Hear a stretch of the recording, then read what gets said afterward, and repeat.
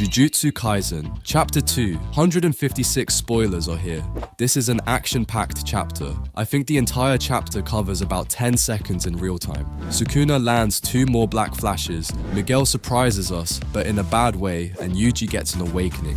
This chapter is great, so sit back, relax, and let's go through it all. The chapter starts with a small flashback to Gojo teaching about Black Flash. He's asked, why can't he intentionally use Black Flash? Gojo asks, why would they think he can even do such a feat?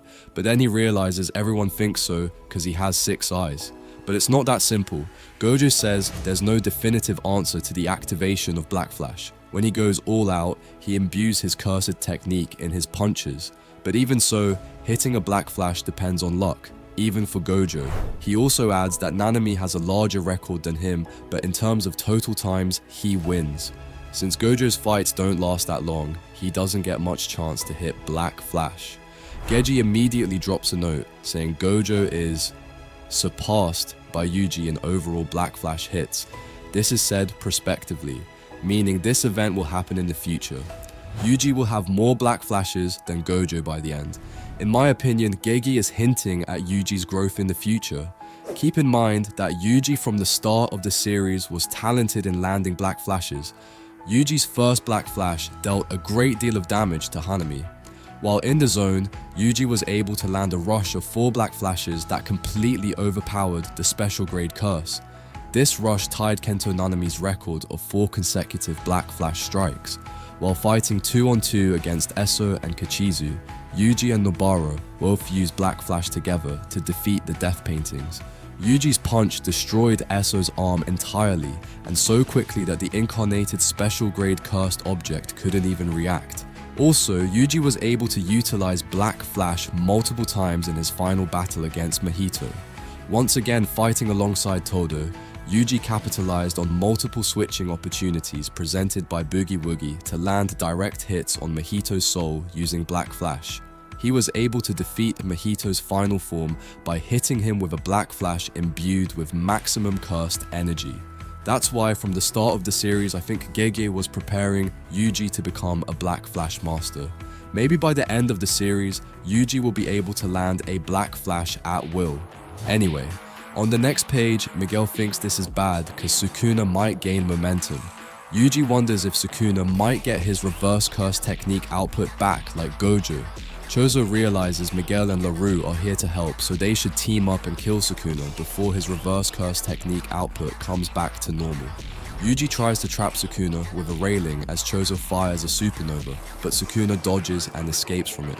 Miki catches up to Sukuna and tries to stab him with her sword. Sukuna manages to hold onto her sword. Chozo notices that Maki is using air as her foothold while fighting. But Sukuna instantly hits his 3rd Black Flash on Maki. Sukuna's 3rd time hitting the Black Flash and Maki's 2nd time receiving it. Maki notices that Sukuna's normal slashes output has raised too. Sukuna tries to send another set of slashes, but Chozo blocks it with his supernova. Instantly, another set of slashes comes towards Chozo, but even before they hit, Sukuna is already behind him. Sukuna used his slashes as a bluff to catch Chozo off guard. While Chozo tries to face the slash, Sukuna instantly arrives behind him and throws him to a wall nearby and hits him with his 4th Black Flash.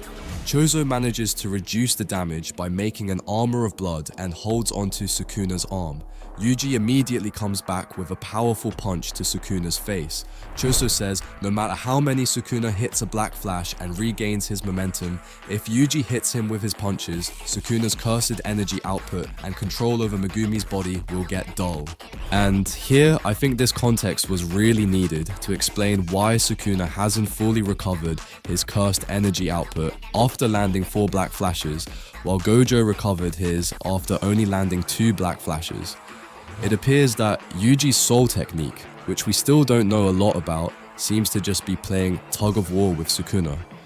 Next, we get to the disappointing part of the chapter. Miguel tells LaRue that they have done enough, so they should retreat, but LaRue declines Miguel's offer, saying he still has something he needs to do. Miguel didn't add the value or impact that he was hyped to bring. I mean, the narrator described him as the man who fought Gojo on equal footing during the events of Jujutsu Kaisen 0. For context, Miguel survived 12 minutes against Gojo, who was in a hurry to go save Yuta.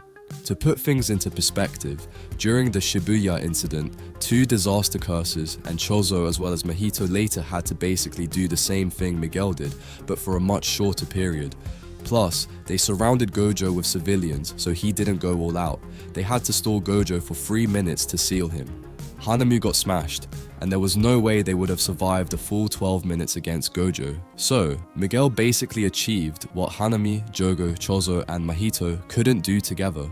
On top of that, in the previous chapter, and after noticing Sukuna's state, Miguel was saying that he was feeling bad for fighting Sukuna in that weakened form. In my opinion, all of this hype for him only to come to dodge a couple of slashes, lands 1 punch, and then say this is enough is very disappointing. Kusakabe did more in his fight against Sukuna than the man who fought Gojo on equal footing. I would accept it if he wasn't hyped all this much. Anyway, Yuji continues to fight. Sukuna tries to smash him into the ground, but Yuji instantly hits him with piercing blood.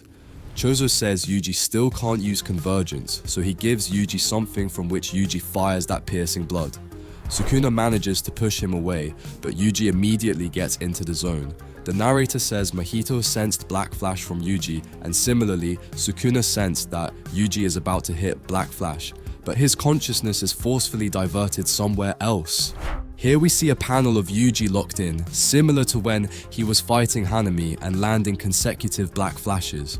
LaRue's cursed technique not only makes him grab a physical body, but if he has grabbed hold of someone, he can grab their heart or consciousness too.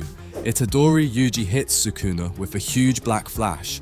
On the next page, the narrator says, by unlocking his potential through Black Flash amidst the scattering black sparks, Itadori Yuji awakens.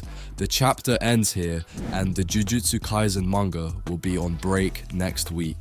This chapter was great in my opinion, except for Miguel.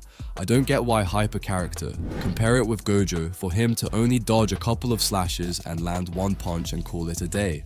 Kusakabe fought Sukuna one-on-one and showed a lot of courage. On the other hand, Miguel, who is fighting Sukuna 5-on-1, is trying to retreat. However, Chozo was the MVP for today's chapter. He saved Murky from dismantles by using Supernova. Chozo also saved himself from Sukuna's Black Flash by making blood armor around his stomach, and with the same blood armor, he held off Sukuna's arm long enough so Yuji could hit Sukuna. On top of that, since Yuji still can't use convergence, Chozo gave Yuji something from which Yuji fired the piercing blood. Next is my favorite part of the chapter. Yuji is finally getting the attention that he deserves as a main character. Not only he is preventing Sukuna from recovering his cursed energy output, but Yuji is also getting into the zone and landing a Black Flash on Sukuna. On top of that, the narrator mentions that Yuji now has awakened. I'm really interested in what that means for Yuji, but I'll get into it in my next video, where we will do a thorough analysis of this chapter in the next video, so stay tuned. Thank you so much for watching. Don't forget to like, share, and subscribe. See you in the next video.